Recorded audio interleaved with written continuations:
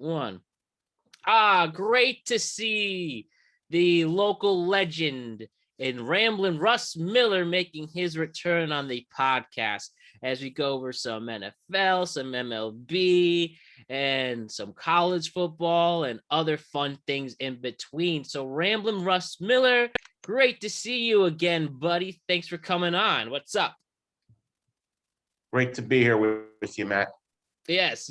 So like I said, we talked about a year ago. I think a lot has changed in this world of sports, shows going more. Everything's been good with you otherwise? Everything's great, man. Ready to rock and roll with you today, Matt. Ready to rock and roll on my end as well, Russ. So let's begin. Where do we start? We can start with the New York Football Giants right now. So you're a big Giants fan. I believe you're a season ticket holder. That's correct? Yes. All right. My father had seats for a long time. Yep. Look at that, keeping the tradition going. So, Russ, you have to be very excited with what's going on right now. Giants are 2-1. You know, maybe things went a little differently. Maybe they could have a 3-0 start, but a tough loss on Monday night, 23-16. And you were in the building for that, correct?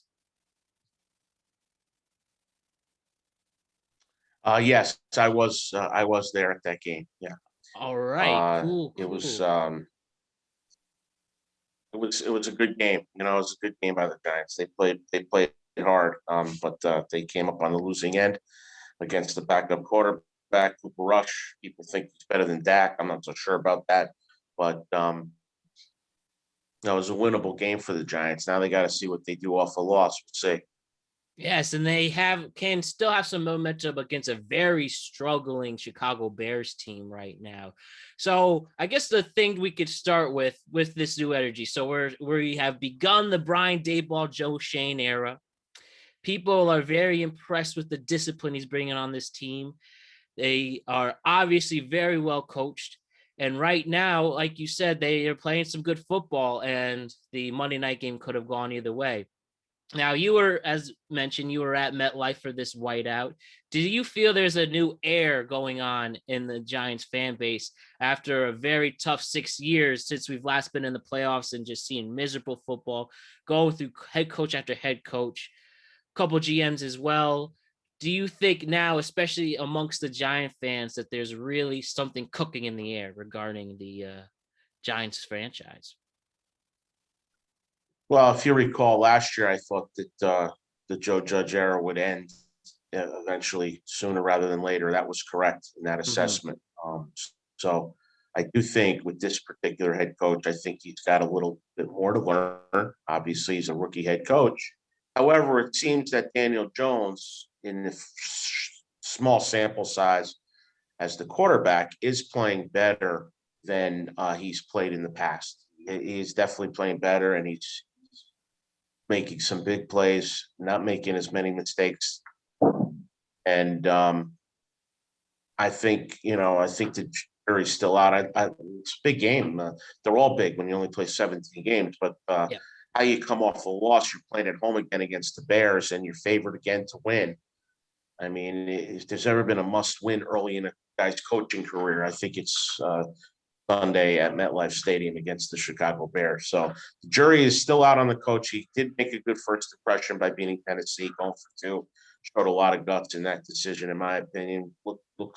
He looks the part. The 2 new guys played on Monday night, and number 5, Thibodeau, really didn't make an impact. No. The other guy didn't make an impact. So, I'm not ready to give all this anointing oil to these guys yet. Unlike a lot of fans are probably more optimistic, some are probably less optimistic.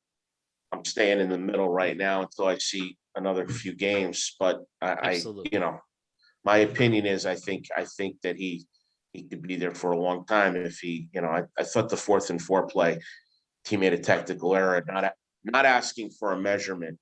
Forget the fact that his challenge might have been wrong, or if he challenged, he might have been wrong. He only had been left with 1 timeout. So I could understand why he didn't challenge that play. Plus, he got advice upstairs that told him not to challenge. So I respect that about him. He made, it's a 50-50 call there. He decided not to challenge. The Giants seemed flat-footed anyway on defense, so even if he challenged and they didn't win it, they would have been able to settle the defense down, I thought. So that was a big possession when it was 13 all. So, but hey, the fact that they're in the games, they're definitely better culturally wise than they were last 6 seasons so far. So that the future seems to look bright. But I mean, Giant fans are down on Daniel Jones, but yet Daniel Jones, the guys played pretty well. Sticking to Daniel Jones, some people feel that after this season, Daniel Jones is currently on a walk year, that maybe Joe Shane and Brian Daboll may want to get their own quarterback. We have an exciting class coming out, whether the Ohio State quarterback and CJ or Bryce Young and Bama. People are thinking that maybe they have a future on the Giants. Do you feel the same? Do you think Daniel Jones is returning to the team regardless of his performance? With Jones, I think, yeah. So with Jones, I think it's going to all depend on how the team does this year, wins and losses. Do they make the playoffs? Do they come close to making the playoffs? Is there progress through 3 games, 2-1? If they get to 10 wins, which is not unheard of if you look at their schedule, I think he could be a long-term solution as quarterback right now. And let's go draft some receivers. Let's go draft this. The wide receiver room is very, very weak right now, right? Yes. So let's draft some wide receivers. Let's get some more defense. Maybe another offensive lineman, tight end, whatever. The bottom line is, I don't think quarterback's the position that's holding this franchise back right now. So I know I'm in the minority, but if the coach and quarterback win 10 games this year, coming off a culture that was losing the last 6 years, why would you change the quarterback now and start all over? So to me, let's keep the ball moving with the QB that we have, and let's assume that he's going to be our quarterback, and hopefully he doesn't walk. Yes, it's been a long time waiting for that franchise quarterback, and you feel that this is the time to see if Daniel Jones is going to be playing for a long time. I mean, if Brian Daboll can help develop Josh Allen, maybe he could finally be the one to unlock Daniel Jones's pressure. I think this is already his one. This is his 3rd coach already, 3rd different offense. I mean, that's a lot. And you think that now this discipline can finally be the thing that Daniel Jones can unlock his potential. And another question I have too, the other big player on offense, Saquon Barkley, 25 years old. Some people may consider that is old for a running back. 26. Yeah. And obviously he's had issues staying on the field, but he's been fine now in the first 3 games. Do you feel that he has a long-term future of the Giants if he plays well? Or do you think if he plays well that he could be good trade bait for another team some people may consider? Do they want to try to do this 2 running back system? Tell me your thoughts. Well, I think, much like the quarterback, I mean, Saquon's proven through. I think he's the 2nd leading rusher in the National Football League. I mean, he's been a great bright spot. He dominated the first game. He's running a lot harder and faster. So you can see it live. I see it with my own eyes the other night. I think much like Jones, why would you? I mean, again, unless you're going to get, they're talking a 4th round pick, a 3rd round pick. Why would you bother trading this guy right now? You let him play out the season, and then you assess him and the quarterback at that time. I mean, that's otherwise you're giving up a year basically, because now you're going to have a new running back. I mean, the guy's playing the best he's played. So I think all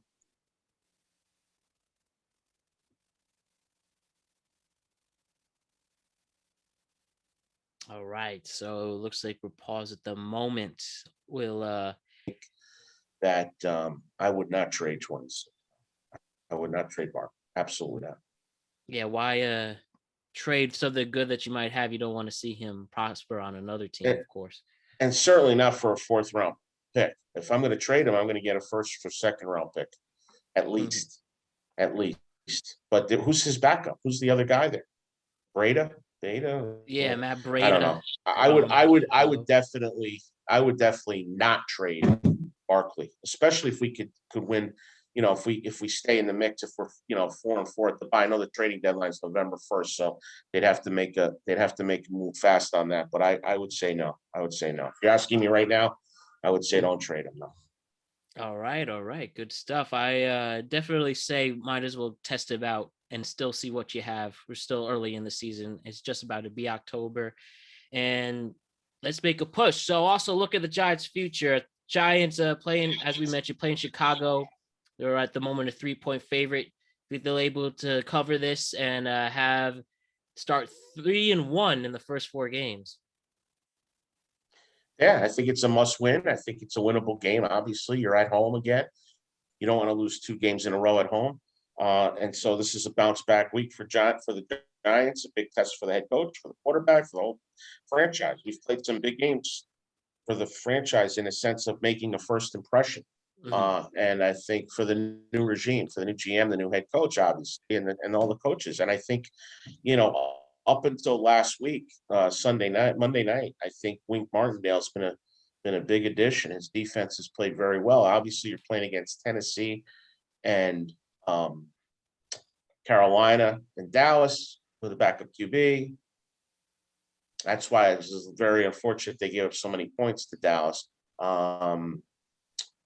And again, we don't know or yes or no whether we had them stopped on that 4th and 4. But moving forward to the Bear game, you got to have like your first 2 weeks, you got to have a winning performance and build off of that. So then when you go to London to play Packers, you can have some momentum and some confidence back. So that's why tomorrow, that's why Sunday seems like it's tomorrow, right? These weeks fly by. Sunday against the Bears is the Bears are. I mean, they were picked to finish probably last in their division or close to last. Giants are picked to finish last in their division, right? So those first 2 wins have Giant fans giddy. To me, I'll be more confident in my head coach and my program. And the program we go and watch and support if they beat the Bears. It's a big game. They're all big, but this one particularly for getting back some confidence and momentum. Yes, you don't want to lose to a struggling Justin Fields right now, who, if he's continuing to play this way, it seems like he won't be able to start next year for any team. So, yeah, we have as you said, after this we have Giants playing the Packers in London, and then you have a Ravens team who's look really hot, and Lamar Jackson playing like an MVP. But ultimately, and then it switches up again with Jacksonville. Some people think that they really are building something good themselves with Doug Peterson.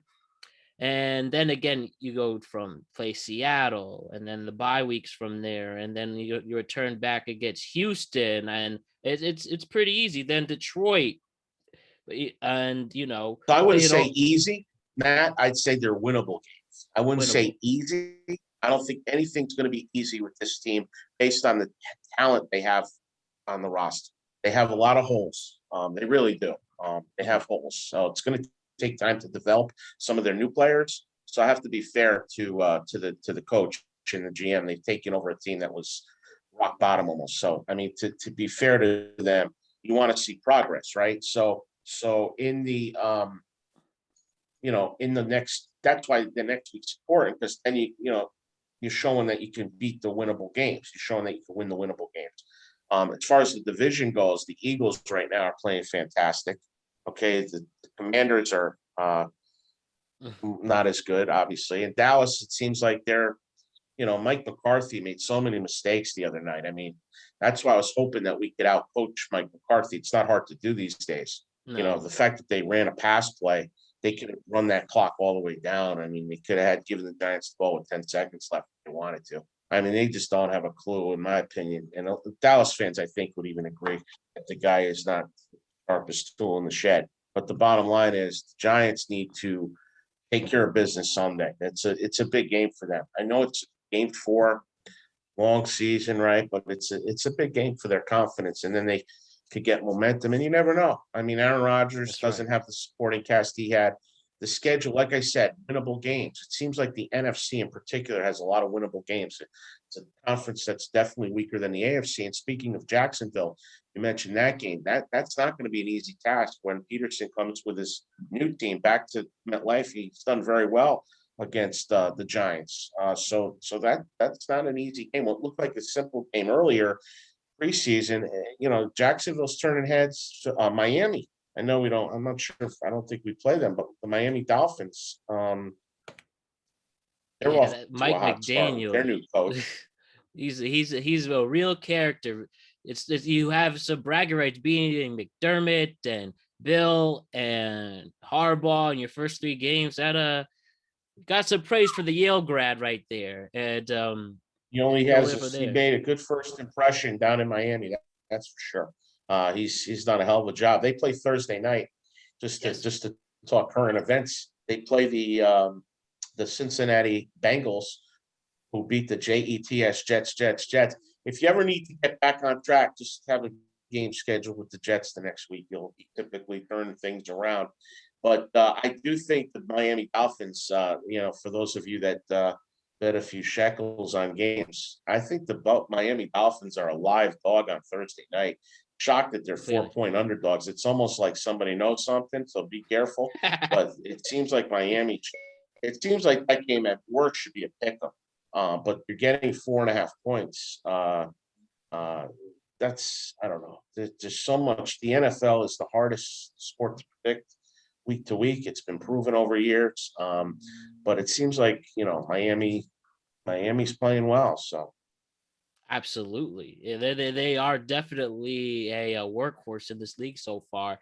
And, that's a good transition. I want to ask you about the Jets, for the outside looking in. They have just absolutely messes all over the place. You have players and coaches getting in each other's faces on the sideline. The defense can't stop anyone. Quarterback crisis is taking place. Joe Flacco seems to be having his best days behind him. And now we await, as the time of this recording, if the Zach Wilson will be starting against Pittsburgh this upcoming week. Do you think that this Rob Saleh, Joe Douglas is just another failed experiment for the Jets franchise? Well, Saleh hasn't really enamored himself to people and the fans. He's going to keep all the receipts. I mean, what is he going shopping at the grocery store?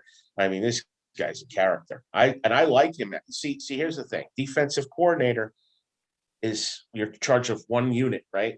Mm-hmm. Head coach, you got to take care of the whole organization, so to speak. So, I mean, the early returns, if you will, they might be going to the layaway. Absolutely. And do you think Zach Wilson will be a good quarterback in this league? Do you think once he comes back that he has enough skill sets to be the long-term answer for the Jets? I personally don't. Reckon he's only played 13 games, but in those 13 games, you saw a lot of players who had he was throwing over players' heads, throwing to the ground, scrambling a lot. I don't think this guy from BYU, and I can't, what's that conference they play in, the MAC over there?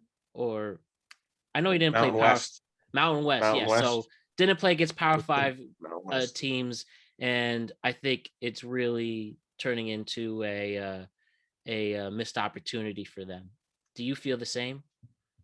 Well, I think you're right on that, but I also think it's not fair to the kid either. I mean, look at his coaching, right? So, I mean, look at the coaching he's also gotten injured. I think talent-wise, people were excited about him because they saw him play and put up a lot of numbers in college. So, again, I think I think it's got to fit the system. It's got to fit the profile. You got to stay healthy. Daniel Jones was injured too in his career. So I think the jury's still out on him, and it may take another coach or a different scheme or a different thing, but he may turn it around. You just don't know yet on Zach, but on Zach Wilson. But I couldn't really tell you one way or the other. Okay. And before we switch to baseball, I was wondering what other NFL franchises have been exciting to you besides who we talked about with Miami. You like what the Buffalo Bills are cooking up? They see, even though a tough loss against Miami, and they did have a lot of people out on their secondary, people like what they have to offer. We mentioned the Eagles already. Russell Wilson seems to not be really connecting in Denver. The Chargers seem to be having a lot of issues. The AFC West in general isn't a powerhouse, at least throughout the first 3 weeks. But just to name a few, what are some other NFL Well, headlines you've been I think excited you got to with? look at Jacksonville as a team on the up with the new coach there, Doug Peterson. I think he's earning his stripes with that team right now. Early on, he's making a good first impression, sort of like Brian Table with the Giants. So you have them, you have the Miami new coach, you have Jacksonville's new coach. I think on the negative side, I think the Hackett guy is done a Hackett job over there in Denver. I don't know Yeah. what his background is, if he got the job because he has a dad who was a coach or whatever. But I mean, He also was the he's coordinator for Aaron Rodgers last year in the Packers. yeah, but the Packers, the Packers are in a decline, so to speak. But I don't know. I mean, if you want a sleeper team to watch out for, sort of like the Jaguars, is maybe the Lions. Dan Campbell seems to be, but then I think They're what scoring are they, points. 1 and 2? They're scoring points, but they're losing. Yeah. But I'm trying to think of another. Minnesota's been a disappointment. They were expected to do better, in my opinion, out of the gate. Colts are another one that, even though they were able to defeat the Chiefs last week. Good point. Yeah, the Colts are not. Matt Ryan should have retired last year. I mean, he can't move. He's washed up. I think the Colts are a team that are fading with that quarterback. So yeah, I mean, I think it's a very interesting dynamic. I think Tom Brady may have some distractions off the field. No one's talking about it, but I mean, that's pretty big, that the wife is not staying at the house anymore. So Clearly. I think that could be a distraction for Brady. And I think he made a mistake coming out of retirement personally. And I don't think the team's going to win anyway. Yes. And they've had their issues keeping their players on the field as well. Mike Evans got suspended last week. Godwin, you don't know what he's got with his injury problems. No Julio Jones last week. 2-1 at the moment, but I think this will be clearly Brady's last season. And you don't really see a championship winning team as some people predicted when it comes to Tampa Bay. I'm with you on that. Yeah. If you want, we could do a prediction for this week. If you want to know what I think about this week's games at all, or no? Of course, yes. Tell me this week, Russ, where can we get some in terms of wagering? Tell us where we should go. So I would take Miami plus 4.5 or 4 points. I think they're getting this week. Just because it's Thursday night. So this will air Friday, but yep, maybe I'm wrong. They'll put me right on the spot. So I would say Miami, but for Sunday, I would take the Giants.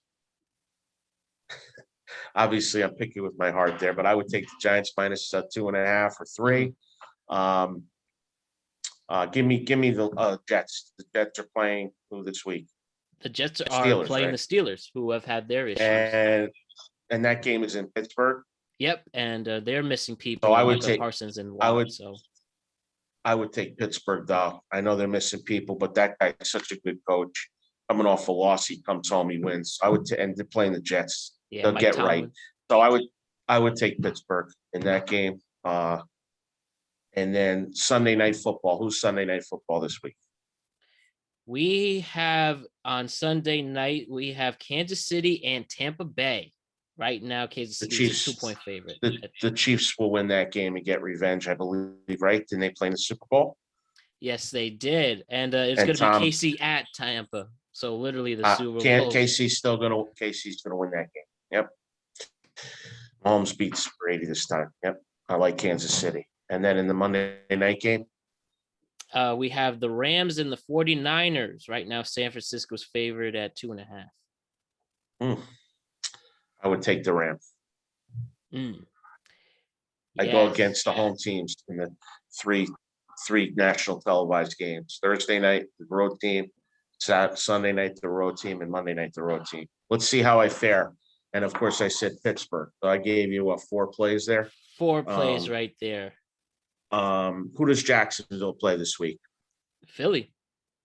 They're going at Philadelphia, Philly. right? Yeah, the return of Doug Peterson. 1:00. Yep, I would absolutely take the points in that game. Absolutely. He knows the tendencies of some of those guys still. And I think he's a sharp coach. I would they got to be getting at least a touchdown, right? Yep, -6.5 for Oh, Philly. it's only 6.5. I'd wait till the line moves up Hmm. to 7.5, and I take them over a touchdown. So you're getting basically a score, full score. But Jacksonville should play a competitive game Sunday. Oh, last but not least, I'm just curious. You could say this on both the betting perspective and long term. Sure. Right now, New England Patriots at 1-2. No Mac Jones. They've had play no Jacoby Myers, for instance. Do you feel tough losses and not holding it down? Do you feel this is the decline of the Bill Belichick Patriots dynasty? And they're playing Green Bay this week. At this moment, they are they are 9.5, 9.5 underdogs right Now, now. who's the backup quarterback for New England? Excuse me for not knowing this. Who's the backup? Brian Hoyer is scheduled to start this week. Okay. And Rodgers is home. Yeah.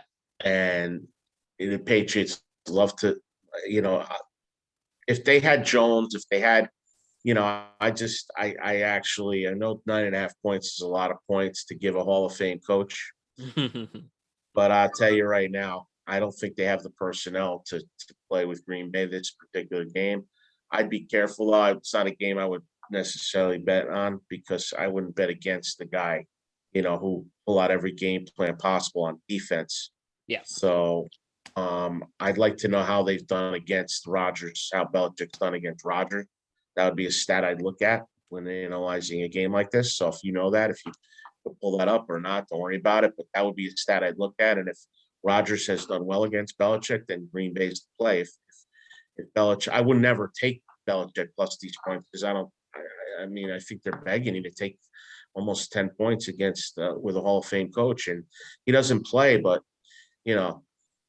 I mean, you got Matt Patricia calling the offensive plays. Joe Judge is involved. I mean, these are two losing head coaches, but as coordinators under Belichick, they have had a winning program over the years with Belichick. But he doesn't play, and Rodgers doesn't have the weapons he had either around him, like he's had. So, Belichick come up with a game plan where he keeps the ball out of Rodgers' hands. I mean, he's done it before. He's shown as a long underdog that he's probably 80% in his career as a coach. So, Right. Historically, I would take the Patriots. This particular week, the Packers could crush it. Depends on how their backup QB does for New England, and he doesn't make any mistakes. It could be a close game. Do I think the Packers are a good survivor pick to just win the game? Probably. Yes, and also just to answer your question on curiosity level, Aaron Rodgers is only 1-2 against the Patriots, and 2 as a starter. He came in the backup against Green Bay in 2006 and when Favre was injured during a game, according to this at StatMuse, and yeah, so he hasn't played a lot against Bill, but a lot has changed, of course. Well, that could help Bill. That's going to help Bill then because he's not really familiar with New England. And as much as the game's in Green Bay, I don't think that really makes a difference for this particular year. Packers are not as strong as they've been. If I had it, like I said, Packers survive and win, but 9.5 points is a lot of points. That's how I'm looking at that game. It is. All right. So you said bet the money line on that one if you could get anything. Or take New England plus the points. Plus, if Mhm. you get them at 10.5, even if it goes up. Right. But again, I think Belichick they got a lot of pride. I mean, they're just a great organization. They're not going to just go on Green Bay and give up. So they're going to go there with a game plan that he thinks he can win with. And he's a hell of a coach. And I wouldn't underestimate him in this spot. All right. Excellent stuff, Russ. Now let's switch to baseball. First, before we talk about your Mets, I just want to briefly hit on the Yankees who just won their division last night. I've seen on Twitter, obviously the big story on a whole, Aaron Judge. Definitely, I think he's a shoo-in to be an MVP candidate. I mean, he's on the brink of the Triple Crown, break the all-time American League season record, as we're still waiting to hit that 61st home run. And then obviously 62 to break the Yankee record. I've seen on Twitter that you feel that Aaron Judge is leaving after this season. Is that correct? Oh, you do follow me, huh, Matt? Yeah. I've gotten some feedback from people on that one. Mostly Yankee fans think I'm crazy, but they're either going to pay 60 million, 55 million a year for 10 years, or he's going to be somewhere else, either in San Francisco or potentially in Anaheim or Los Angeles, or in he could be across the river, or shouldn't say that. He could be in the same, he could be in Flushing, playing for the Mets, which was what I love to see. I think Aaron Judge is a MVP this year for sure. He's an outstanding ball player. The Red Sox weren't going to give him anything to hit that series at Yankee Stadium last weekend. And Toronto has Toronto apparently doesn't want to be the pitcher. None of those pitchers want to be the guy that gives up the 61st. So he's got his work cut out for him to get 61, in my opinion, believe it or not. I know there's only a week to go here. And what do the Yankees have, 7 or 8 games left? That's right. That goes Baltimore. I mean, this upcoming week. They play Baltimore this weekend. The final weekend is against Texas. And I can't think of who they're playing next week, but I could quickly look that up. But as I am doing it, there's only a week to go left in this season. Back to this year. I hope he gets it, obviously. A fan of baseball, and he's happens to be one of my favorite players to watch play. I think he's a tremendous ball player. He hit a home run. I was at the Yankee game against the Mets at the Yankee Stadium I went to, and he hit a shot that left his bat and hit the stands in about 2 seconds. It was a blast. Yeah. He hit shots. And by the way, on the same note, Pete Alonso, we'll get to the Mets, obviously, but Pete Alonso has had an awesome year as well. Yeah, but broke the single season record for RBIs. He's clutch. He's been clutch all year. But the Yankees, obviously you'd like to see Judge get that out of the way. But if he only has 60 and goes into the playoffs, my understanding is it won't count towards the record. Only regular season count. Yeah, exactly. By the way, the season actually ends on Tuesday, so it's only this weekend, and then 2 games against Texas. For the Yankees, it ends Tuesday. For other teams, it might end Wednesday because the Mets have 3 with the Nationals the following week. Yes, the Mets that's right. Play 3, so some teams end Wednesday. But I think that the Yankees and Judge, clearly, I mean, for the first few months of the season, were the best team by a lot in the American League, and I don't think that should be overlooked. On this, while I think Judge might not be a Yankee next year, and there's a good possibility he won't be. Unless he loves the Yankees, he'll stay with the Yankees for a little less money, probably. But other than that, he'll be a free agent. Obviously he's a free agent, and the other players may go after him for obvious reasons. He's peaking right now. He's playing the best right now in baseball. Most feared hitter, obviously. But you look at the Yankees, and he's a good fielder too. He's an underrated defensive player too. You look at the Yankees, and I still think they're going to be in the World Series. And I think they have the lineup and the pitching's okay. I just think they're going to be there. I think they have experience in making the playoffs, and I'm certainly rooting for a Subway Series. So maybe I'm talking with my heart a little bit. I know you're maybe surprised being a Met fan, but I'd like Buck Showalter to play his former team and get some revenge. Wouldn't that be so? I'm staying with my Mets Yankees. Now I'm staying with my Mets. The thing with Judge, obviously Yankees are hot right now. They've won 8 of their last 9, but we had one of the worst Augusts ever on a historical perspective, and people were angry. People really mad at Cashman and at points Boone. Obviously now when you're winning, it's okay, but say the Yankees have an early exit, and after the aggravation, I mean, Yankee fans have had towards those two. I mean, have you seen in the ceremonies, they're getting booed, whether it's the Jeter ceremony or whatever, right? And I feel that this franchise has to do whatever they can to keep your most popular player. And I think also Judge is the one to sign the contract as well. You'd think on a legacy standpoint, I mean, I get if you want to go home with stuff, but he's a special generational player. And I would think the Yankees would recognize that too. And especially for their shortcomings over the past 5-6 years as well. you'll really, really anger a lot of people. And then you're stuck with Stanton and Cole as your face of the franchise. If you see him go out west, it would be a real disaster. And I think the Yankees have to do whatever they can to provide that. If you don't want the years, whatever, but just pay this guy, because he's the reason why you're getting sellouts. He's the reason why you're having people go crazy. And if you lose all that, it will take a long time for the Yankees to forgive it. You just got to hope their players like Volpe or Jason Dominguez has that. But I just don't think those are the type of players with that. Maybe Dominguez, but people think his stock went down in the minor so far. So I think the Yankees are going to do whatever they can if they have the common sense to bring Judge back. And if they don't, there's gonna be hell to pay. I really believe that. And yeah, and as you know, the key is just to go hot into October. It's not necessarily the best teams win. It's the who's hot. I mean, not to bring back bad memories. Like, look at 06. How did the Cardinals at 87 wins win that whole World Series? It's all momentum wise, and you need to keep that up.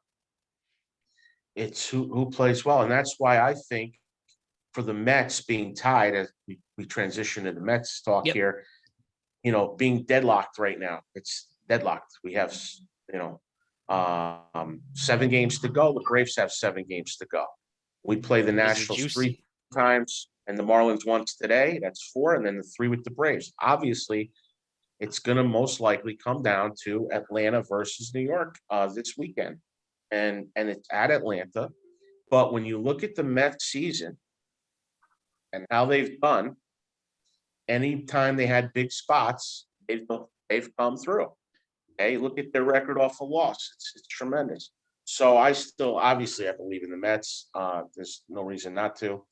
They're going to have their best pitchers going in that series. And I think the Mets are still going to win the division. And I think they're going to go on and play long into October. So, and that has to do with 2 guys, DeGrom and Scherzer. And of course, if they get that 1-run lead heading into the last inning or 2-run lead, we have the best closer in baseball. And the guy is lights out, Edwin Diaz. Lights out. Last night he gave a double. I think the guy closed his eyes and swung his bat. It landed almost in foul territory.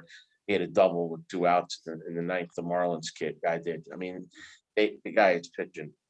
And he reminds me so much of when Mariano was dominant for the Yankees. So Diaz is solid. The 2 starting pitchers, and of course, players. Lindor's having a good year. Alonso, McNeil, Nimmo. You have enough in that lineup, especially in the top 5, 6. Hopefully, McNeil bats in the top 5 in the lineup in the playoffs. And the Mets are legit. And we'll see what happens. Like you said, anything can happen in baseball. Bounce here, play there, a call by an umpire there that's not overturnable. Whatever. You know what I mean. You gotta be a little lucky. Oh, yeah. But I think they're built long term. They're definitely built to win. But let's see what we do in these short series, and it'll all start with a short series this weekend with Atlanta. I think it's a huge series. You think they can win 2 out of 3 against this hot Atlanta team throughout the entire season? Yeah. And then when it comes to, say they run into the Dodgers, who's been the hot team in the NLCS, right? That'll be a long series. It'll be a very good series, and I think the managing matchup is, believe it or not, I know this may irate Dodger fans, but it favors Buck. I've seen the Dodgers make some moves and do some things in big spots, and I think roster-wise, it's a push. It's a very close series. So I think the Mets will survive it. And then, the thing is, I believe the home field advantage would go to the Dodgers on a record standpoint. Correct. So you think the key there is that, would you say it goes to a 7-game series? Are you pitching Scherzer and DeGrom in 4 of those games? Yes.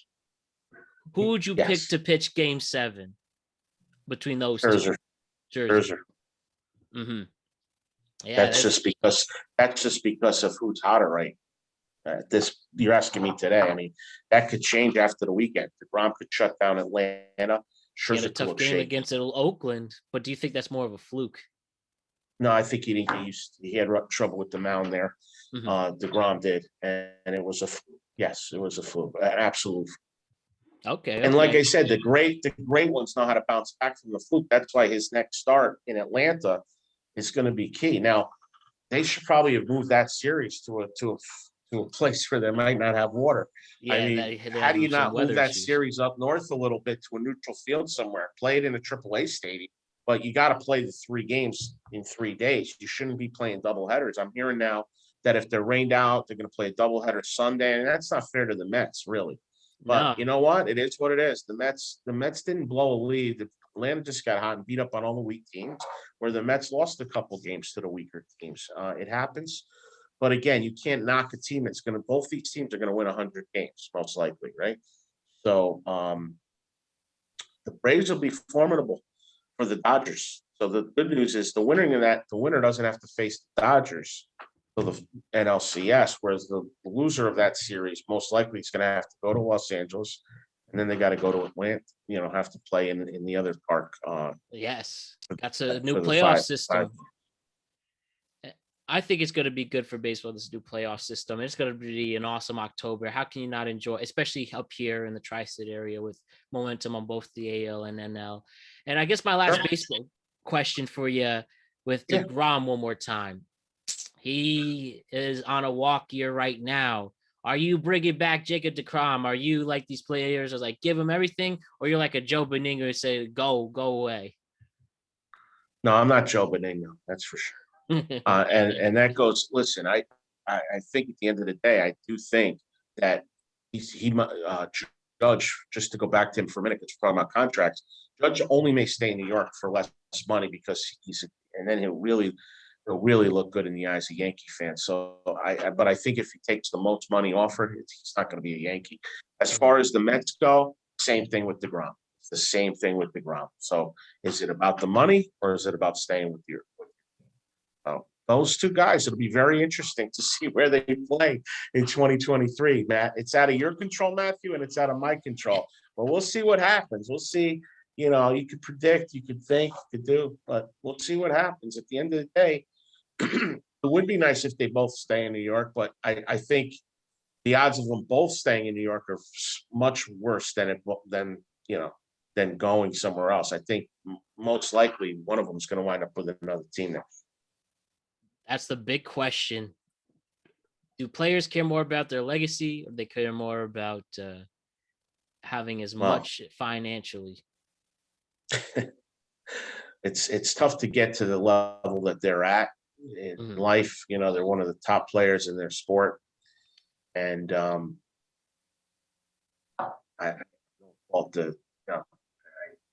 where we're going with that one is, players got to do what the player needs to do. I mean, so many players don't wind up getting there. They spend a lot of their careers chasing the dream, playing in the minor leagues. I mean, these guys deserve every penny they get. Same thing with football, especially, and same thing with basketball. The fact that fans would knock a player for doing what's in their family's best interest is bizarre to me, and I can never understand it.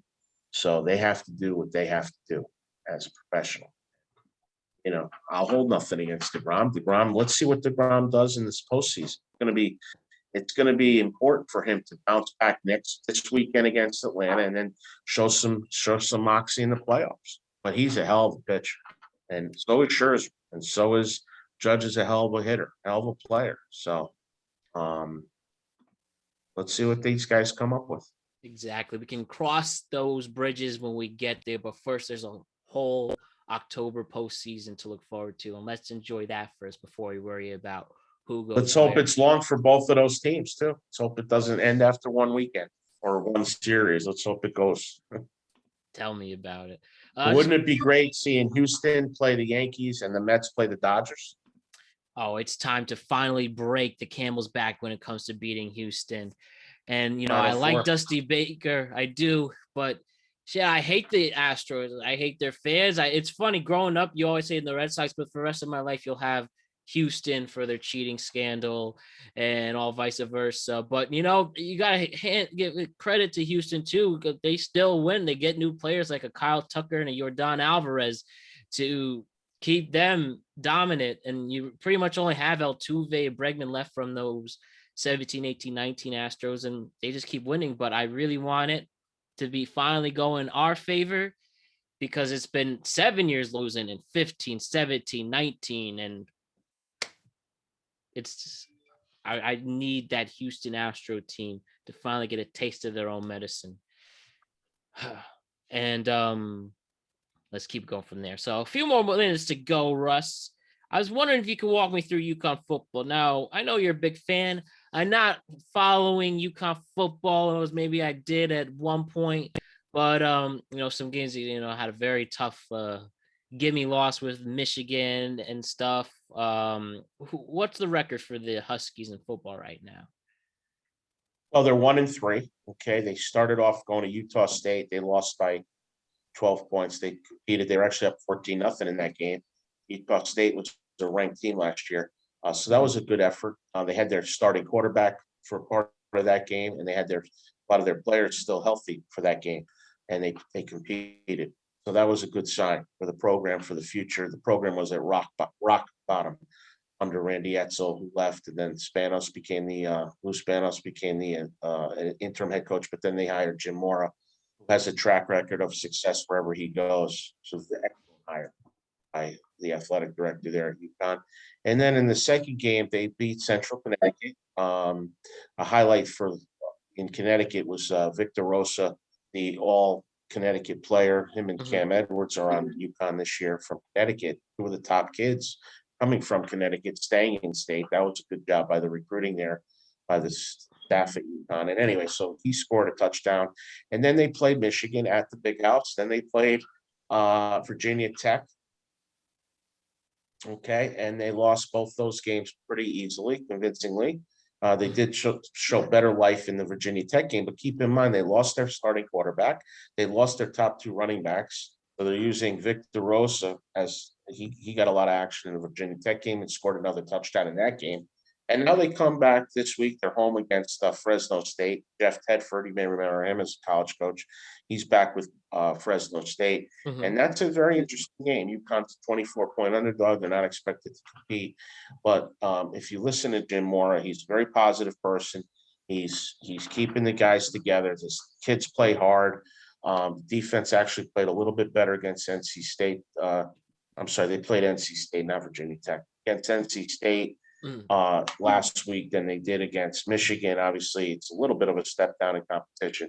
So the UConn Husky football team is a team that if you're going to watch a program rise up and get to a level that's acceptable for the Husky Nation, if you will, I think Jim Mora is definitely the right head coach for that, and he will prove that he is the guy, and he will prove that. Last year they won one game. This year they've already won one game. Granted, it was against Central, but they do have some games like on their schedule that they can win, and they might be underdogs, but not by a lot. So it'll be interesting, even with the backup QB and all the injuries. They've had a lot of injuries on offense. I still have confidence that they're going to compete and be competitive the rest of the way. They don't have a Michigan anymore or an NC State on their schedule, so to speak. So they have games, Boston College, UMass, Liberty. They have some games on there that are interesting games at home. We'll see what they do, but clearly he's doing things right. I'm guaranteed he's going to recruit like heck, use the transfer portal, get players, and I think that'll be an up and coming team. How about that? With a football program, it takes a lot more time than just a basketball, where you get a couple of players around. You need a lot, and you need to change the culture in football. It's harder to do with so many kids and so many athletes. And, from what I understand, my sources tell me at UConn is that it's night and day from what it was under the last regime to this. And that's all you could ask for in your first year. And I think the future is bright. We'd definitely like to hear that. Do you think, let's ask a broad question. Do you think in 5 years, they could be a ranked team, whether like 25, 24, 23 with you want to make that prediction now? Well, I will. I'll tell you what, I'm going to put caveat to that, though. I think you're right. I think they could be, or you're asking me. I think they could be. But I'm going to say they definitely would be if they align themselves with a football conference. Okay. So you have to align. Right now, they're playing as an independent. So they got to align themselves with a football conference. Once they do that, then they'll have a shot at getting ranked. They'll play better teams over the course of the year. They'll have a schedule.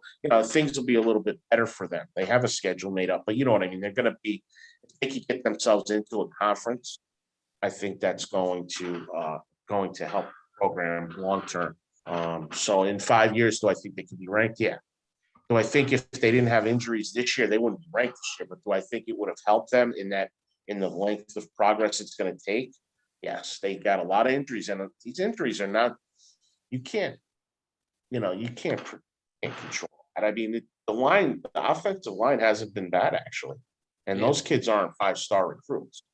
The offensive line hasn't been bad. So the kid Carter was running like he was a pro back for the first couple games till he got hurt. I mean, so I think they know what they're doing there.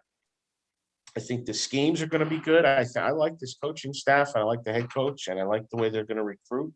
They took the guy from New Canaan, John Marinelli's on the staff there. He's a tight ends coach. I think the future's bright for UConn, and I think they could be ranked in 5 years. I would say yes to that. And I think it would help them if they got into a conference. But even if they don't, I still think they have a shot to build something very big and long. People are like, oh, if Jim Moore does turn around, he might go somewhere else in 2 years. No. He's 61. If you look at his makeup, I think he stays 10 years. I think as long as he's healthy and they can win some games and he turns it around, does what he's going to do, I don't think he'll go anywhere else. All right. And do you know any conferences where UConn could be a good fit? Are they a Big Ten school? No, I'll get in there, but no, they're not going to be.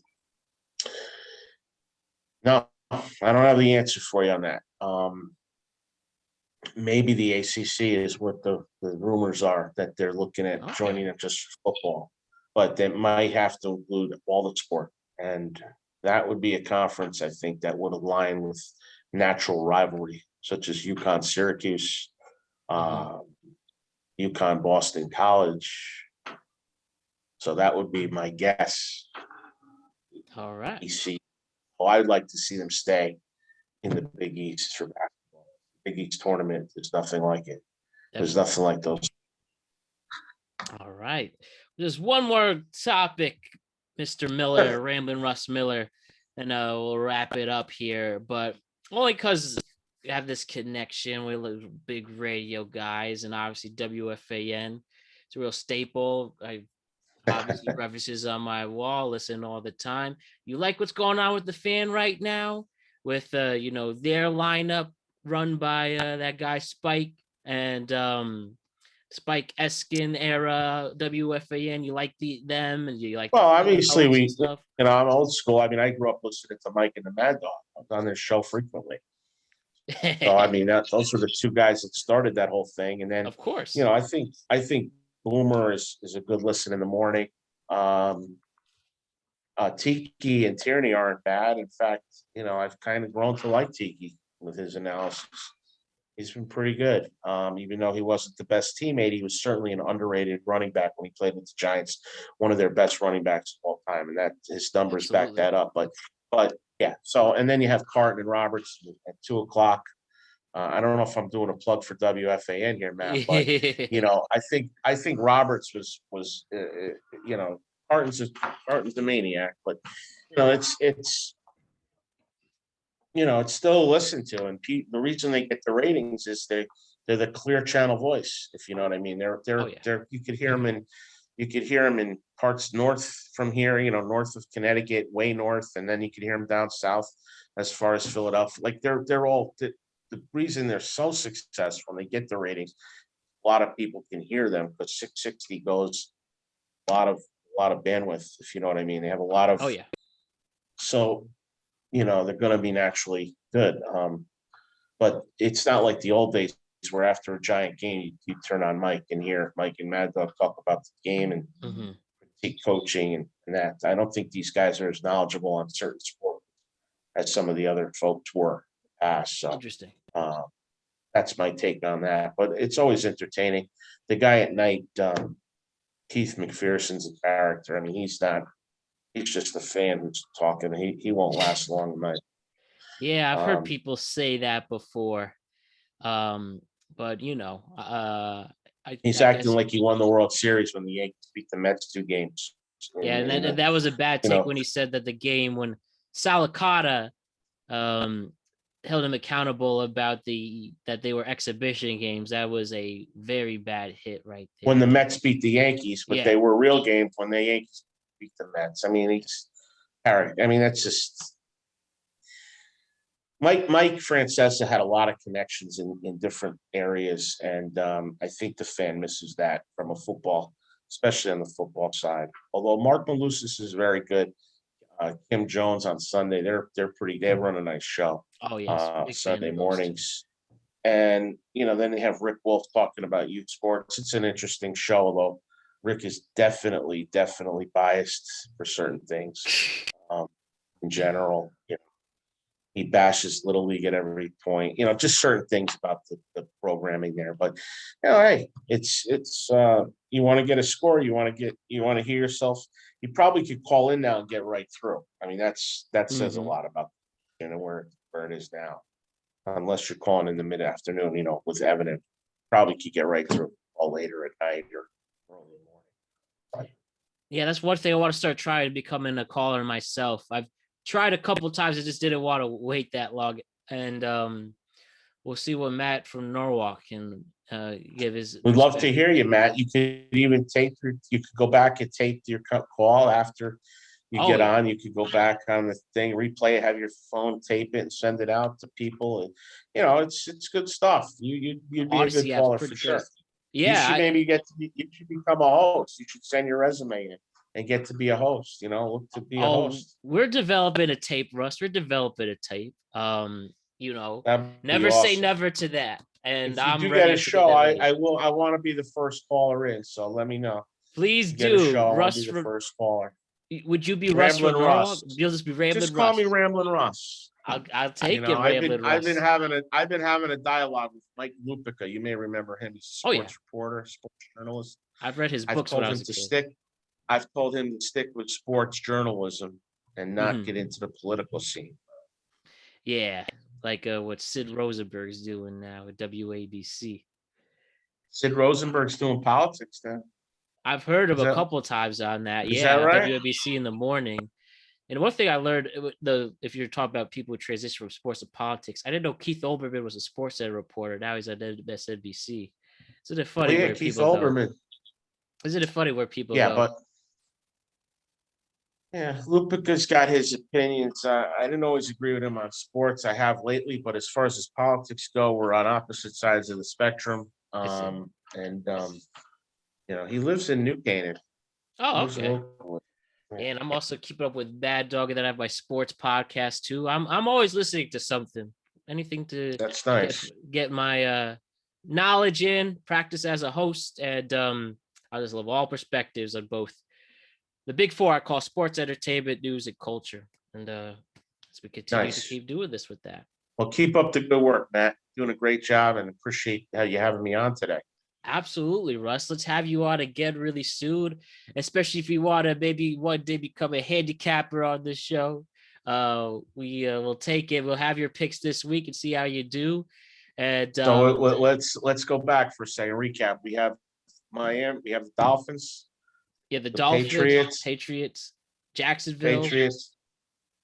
Right. Yep. And then at Sunday night, you have who's the road team Sunday night? Two road teams. Kansas City going to Tampa this Sunday night. And then Monday night we have the Rams and 49ers. Rams beating the Niners on the road. All right, we'll take it. Russ, thanks a lot for having me, man. I really appreciate it, and it's good to be with you again.